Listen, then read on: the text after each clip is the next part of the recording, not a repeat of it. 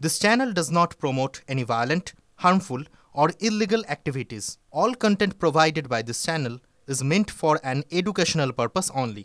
MDH chana masala এখন ছোলা হোক বা বরবটি দানা, সাদা চানা হোক বা কালো, সব রান্নাই হবে অসাধারণ।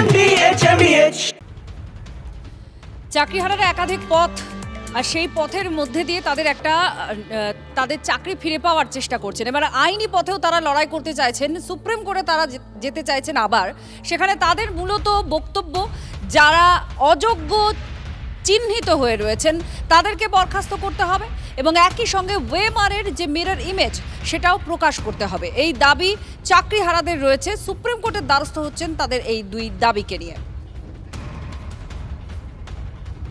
আমরা সেই অযোগ্যদের, সকল তথাকথিত অযোগ্যদের যাতে অবিলম্বে টার্মিনেট করা হয় সেই দাবিতে আমরা মামলা লড়ব।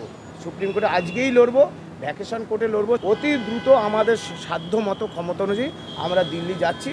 আমরা আমাদের সর্বোচ্চ আত্মত্যাগের বা চেষ্টার মধ্য দিয়ে আমরা এই কাজটা করার চেষ্টা করছি।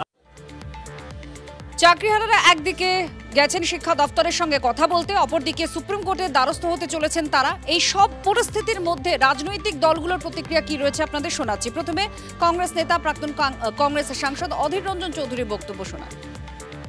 ভালো করে যে স্বামীদের সাথে দেখা করতে গেছে, কারণ এটা সারা দেশের মানুষের জানা উচিত যে এই বাংলায় দুর্নীতি কোন পর্যায়ে গেছে, এই বাংলায় দুর্নীতি কারণে কত যোগ্য মানুষের চাকরি থেকে তাদেরকে সরে যেতে হচ্ছে, চাকরি হারাতে হচ্ছে, পথে বসতে হচ্ছে।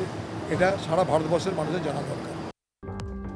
একদিকে যখন একটা বৈঠকের সম্ভাবনা উঠে আসছে চাকরিহারা শিক্ষকদের সঙ্গে, ঠিক তখনই আজই যেমনটা জানা যাচ্ছে চিন্ময় মণ্ডল তাকে কিন্তু পুলিশের তলব বিকেল 4টের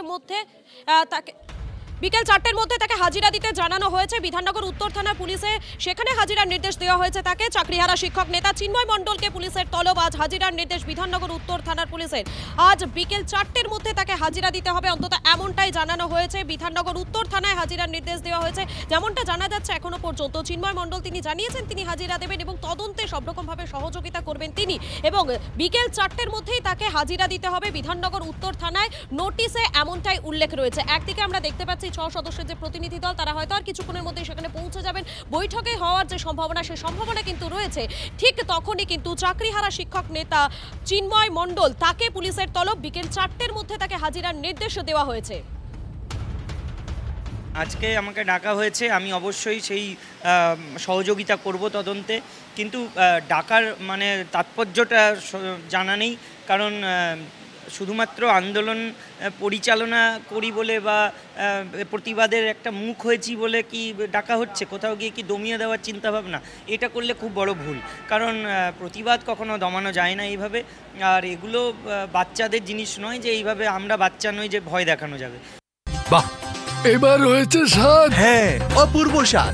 MDH এর চাঙ্কি চাট মশলা, জীবনে আসল স্বাদ জাগলো। আসল মশলা, yes, MDH।